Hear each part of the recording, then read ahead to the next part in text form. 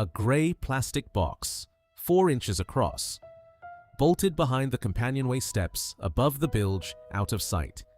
6 wires in, 6 wires out. In May of 2024, that box stopped working on a Volvo Penta D130 in a 21-foot fluid motion cruiser, and the engine went dead at 285 hours. The injection pump was fine. So was the starter, and so was every drop of diesel in the tank. Here is what separates that engine from almost every other dead engine on the water. It had no computer to fail. Volvo Penta builds the D1 and D2 marine diesels with a cam-driven inline injection pump and a hand primer, the same fuel architecture a tractor used in 1965. There is no common rail on these engines and no engine control unit anywhere on the block. The fuel system is mechanical. The permission to run is not. Go and look behind your own companionway steps tonight and tell me in the comments whether you found one of these boxes on your engine. This is what Yachts and Boats does. Subscribe so you catch the next teardown. The box has a name. Volvo Penta calls it the Mechanical Diesel Interface, and in the workshop manual it is shortened to 3 letters, MDI, Mechanical Diesel Interface. The name is the first clue because Volvo is telling you plainly that the engine underneath it is mechanical.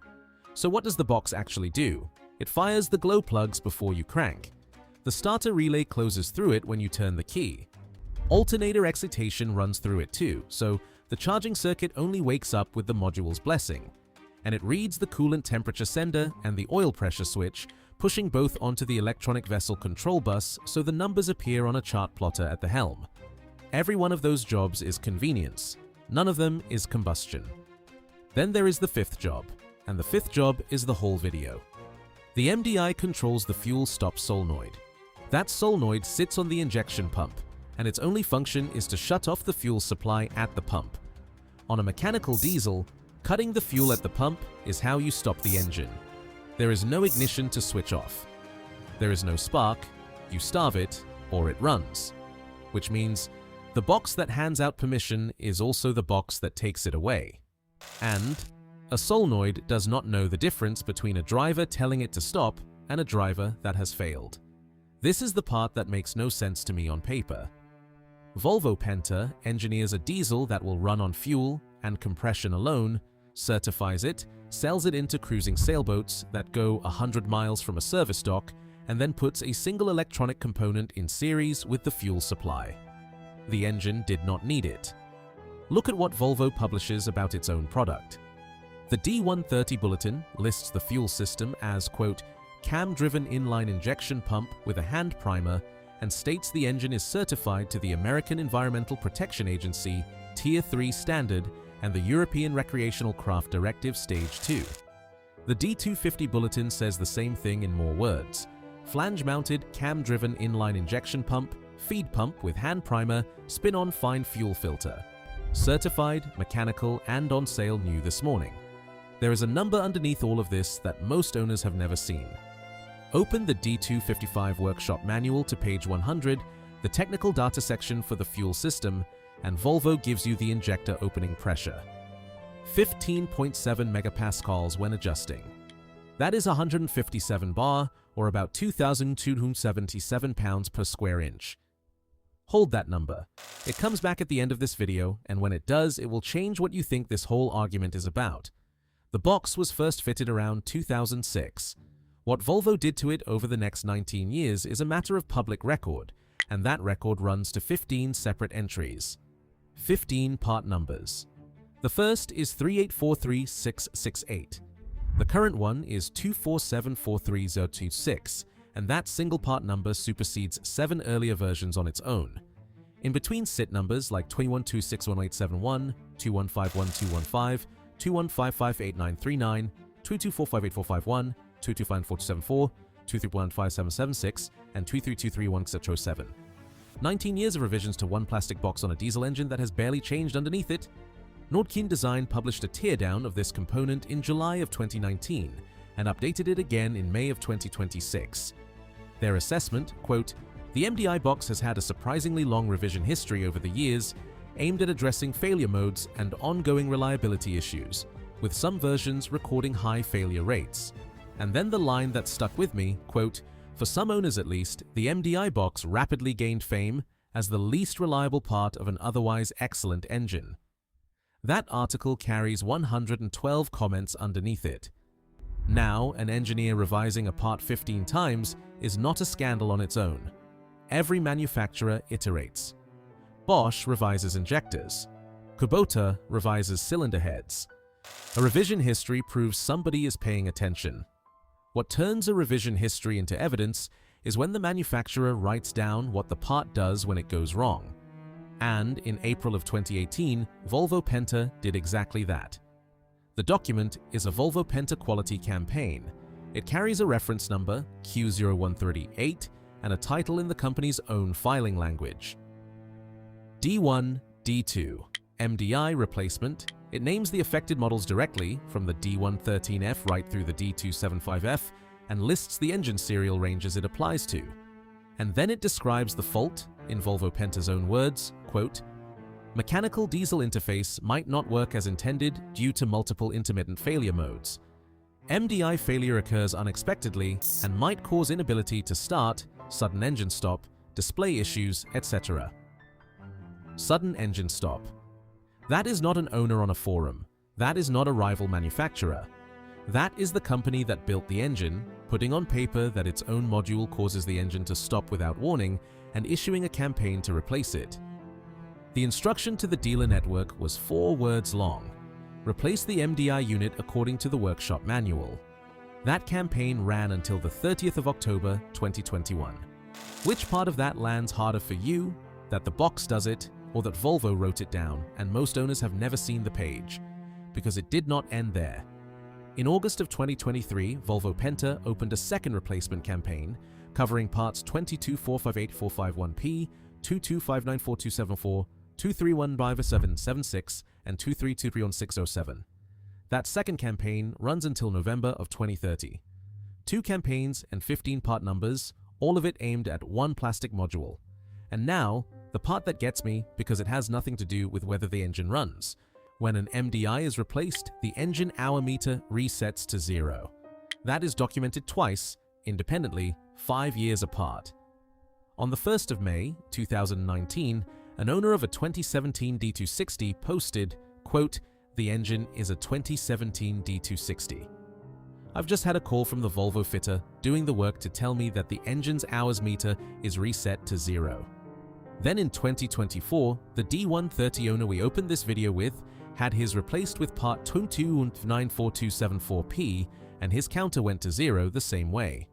Think about where the hours actually live on this engine. There is no mechanical drum turning behind the panel and nothing is stamped into the block.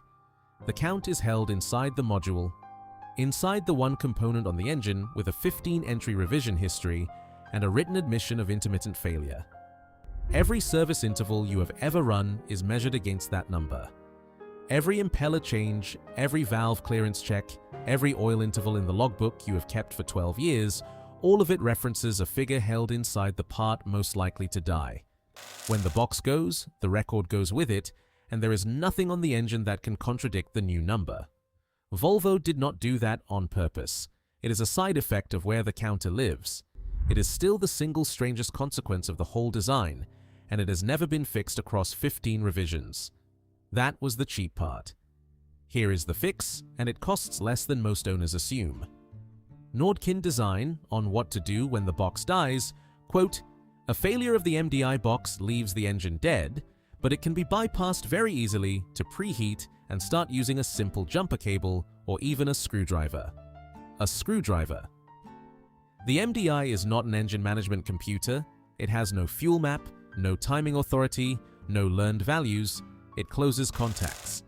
Bridge those contacts by hand and you energize the glow plugs, close the starter circuit, and hold the fuel solenoid open. The engine that could not start 90 seconds ago now runs, because the fuel system underneath was never electronic in the first place. You lose the coolant temperature and oil pressure readings at the helm while you are running bypassed. That is the entire cost. Watch the exhaust and the temperature gauge on the block and get home. The owner of that D130 did better than that. He carried a spare unit aboard. When the box failed at 285 hours, He was, in his words, back underway in 10 minutes. The spare is not exotic. Part number 2474326 lists at £288 and 36 pence, including tax at FYB Marine in the United Kingdom, against a list price of £320 and 40 pence. Marine Industry carries the same unit at $405. FYB check the engine serial before they ship, and they will tell you to take your long serial number to a Volvo Penta dealer first, because if your engine falls inside one of those two campaign ranges, the replacement is free. Now hold two prices next to each other, because this is where the market renders its verdict. Dragon Marine Systems, also in the United Kingdom, sells an aftermarket MDI replacement. Bulkhead mounted. Built out of relays instead of a circuit board. It sells for £899. That is roughly 3 times the price of the genuine Volvo part. Somebody looked at the original, decided the problem was architectural rather than incidental, rebuilt the same functions out of components that fail slowly and visibly instead of suddenly and silently, and the market pays triple for it. That price gap was not set by a marketing department. It was set by people who fix these engines for a living. The ledger does not lie. Which raises the question this whole video has been walking toward. If the engine is mechanical, and the box is the weak point, and the bypass is a jumper cable, why is the box there at all? The usual answer is emissions. The regulators came, the rules tightened, and the manufacturers had no choice but to bolt electronics onto everything. It is the story told in every marina bar on both sides of the Atlantic. It is not what the law says. No emissions regulation anywhere in American, European, or International Maritime Organization law names a fuel injection technology. Not one. They set grams of pollutant per kilowatt hour and leave the hardware to the engineer. Here is the number that governs a sailboat auxiliary. Under Title 40 of the Code of Federal Regulations, Part 1042, a recreational marine diesel under 0.9 liters per cylinder in the 19 to 75 kilowatt band must meet 0.30 grams of particulate per kilowatt hour. Take that same engine and put it in a tractor in the United States, and the limit becomes 0.05 grams. Put it in a machine in Europe under Stage 5, and it becomes 0.05 grams, plus a particle number cap that in practice requires a filter. 6 times looser than the American land limit, and 20 times looser than the European one, on an engine that is otherwise identical. And Europe wrote the exclusion out in plain text. Regulation 2016/1628, Article 2, Paragraph 2, Subparagraph H, excludes engines for watercraft as defined in the Recreational Craft Directive. Your sailboat is named in the law as the thing the strict rule does not apply to. The American Tier 4 table is titled, in the regulation itself, Tier 4 standards for Category 2 and Commercial Category 1 engines at or above 600 kilowatts. Recreational engines sit outside it at any power output. Kubota shows you what this looks like in a product catalog. Kubota sells a 2.4-liter block called the V2403. For the European land market, it is the V2403 CRE5, Common Rail, Stage 5, with an oxidation catalyst and a particulate filter. The same displacement block goes to sea in a Beta 60 as mechanical, indirect injection, no computer. Same casting, 2 completely different builds. The variable is not physics, it is which paragraph of which regulation the machine will be sold under. And Kubota explains why the old architecture still passes. Their own datasheet for the V3-600 Turbo says the engine meets American Tier 3 and European Stage 3A, quote, without devices such as a cooled exhaust gas recirculation system, by leveraging the low nitrogen oxide characteristics of indirect injection engines. The 1970s combustion chamber is inherently clean enough. That is the whole trick. So the mechanical engine survives. 48 mechanically injected marine diesel models across 8 manufacturers are still sold new today. Yanmar's 1GM10, 2YM15, 3YM20, and 3YM30 are all listed by Yanmar itself as indirect injection, inline pump, mechanical control, carrying current Recreational Craft Directive Stage 2 and Environmental Protection Agency Tier 3 certification, and so does the Volvo Penta D1 and D2, which is the point. In January of 2017, Volvo Penta launched the D250 and D260 specifically to meet the tightened European limits that came into force that year. They met them with a cam-driven mechanical injection pump. Volvo Penta proved, with its own product launch, that the rules did not require the electronics, which leaves the honest question unanswered, and I am not going to pretend otherwise. Volvo has never published an engineering explanation for why the MDI sits in the fuel circuit rather than beside it. There is a real case for the box existing at all: the electronic vessel control bus, the alarms, the temperature and pressure data at the helm. Those are genuine features, and owners use them. None of that explains why the fuel stop solenoid is downstream of the same module. A box that reports temperature does not need authority over fuel. Wire the instrumentation in parallel, and a failed module costs you a gauge. Wire it in series, and it costs you the engine. That decision was made in Gothenburg around 2005, and as far as the public record goes, nobody has had to explain it. Now go back to that number from page 100. 157 bar at the injector. For comparison, Bosch, which builds the common rail systems on the engines that replace this generation, puts its third-generation rail at 1,800 bar. Delphi Technologies, which manufactures these parts, describes common rail injectors working through clearances as small as 1 micron at pressures up to 30,000 pounds per square inch. 1 micron of clearance, 30,000 psi, versus a mechanical injector popping open at 157 bar with a spring behind it. That is the trade the industry made, and nobody ever passed a law demanding it. Here is what 19 years of that box actually proves. The failure was never in the diesel. Every part of the D1 and D2 that burns fuel has done its job for 2 decades. The only component that needed 15 revisions and 2 campaigns is the one the engine never needed to run. Check your engine for the box. Get the long serial number to a Volvo Penta dealer and find out whether you sit inside the August 2023 campaign, because if you do, the part is free until November of 2030.